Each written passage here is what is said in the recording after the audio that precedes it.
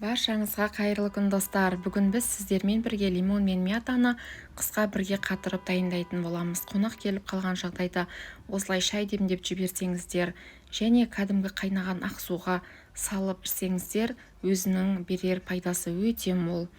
Ал енді бірге дайындайтын боламыз. Видеоны міндетті түрде соңына дейін қараңыздар. Мен осылай 2 лимон мен мятаның осылай 2 таяқшасын алып алдым. Енді жапырағын таяқшасынан ажыратып алатын боламыз.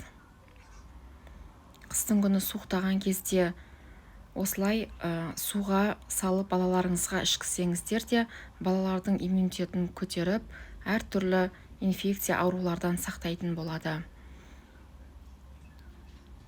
Лимонымызды да дәл осылай 2 шетін алып тастаймыз. Енді бірнеше бөліктерге бөліп алатын боламыз.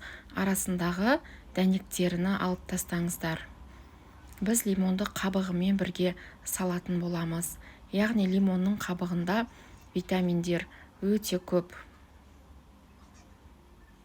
Не осылай майдалау етіп алып, лимонымызды да блендерімізге салып аламыз. Енді барлығын осылай салып алдым. Қалған суларını да құйып жіберіңіздер. Блендерде осылай майдалап алатын боламыз. Не достар, майдалап алдым. Енді біз кесемізге салып аламыз. Қараңыздар, бізде осылай джем болып шықты.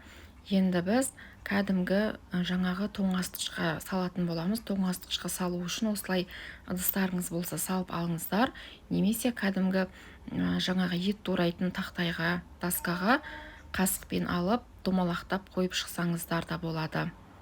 Әртүрлі силиконовый қалыптарыңыз болса, оған салсаңыздар да болады.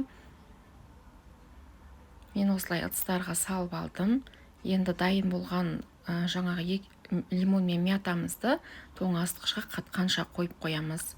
Достар, енді мятаның қалай қатырылу жолында мен сіздерге айта кетейін. Яғни осылай жалбызды алған соң, оны буған жібіні осылай алып тастаймыз. Сіздерде кәдімгі жаңағы одноразовый ыдыс дейміз ғой, базарда сатылатын, сондай ыдысқа немесе жай кәдімгі осылай пакетке салып, тоңазытқышқа салып қойсаңыздар болады. Тоңазытқышқа салудан бұрын мятаны жуудың қажеті жоқ, яғни жумайтын боламыз. Міне біздің лимон мен мятамыз дайын болды достар. Егер қалыптан алу қиындап жатса, шетіне азғантай осылай пышақты тығып жіберсеңіздер, тез алынатын болады. Қараңыздар, осылай менде кусок болып шықты. Енді қалған мяталарымыздың барлығын осылай алып, таскамызға мен осылай төңкеріп алатын боламын. Енді мен жаңағы ыдысыма салып аламын. Кәдімгі жаңағы пакетке салсаңыздар да болады. Ол өз қалауларыңыз. Бір кусогы бір жаңағы чайник шайге әдемі дәм беретін болады достар. Менде осылай 2 ыдыс болды. Осылай салып қойдым. Қонақ келіп қалған жағдайда осылай шай демдеп берсеңіздер өте керемет болады.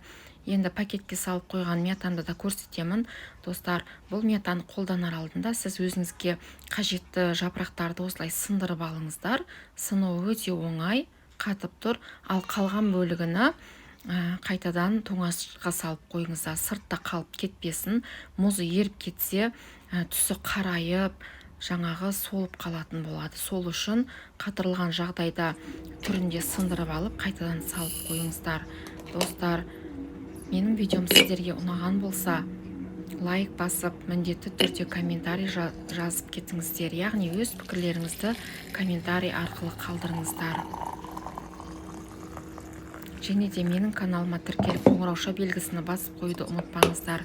Менің каналымнан кез келген ерекше қарапайым және пайдалы рецепттерді қазақ тілінде таба аласыздар. Сіздермен болған Айнұр, ас болсын.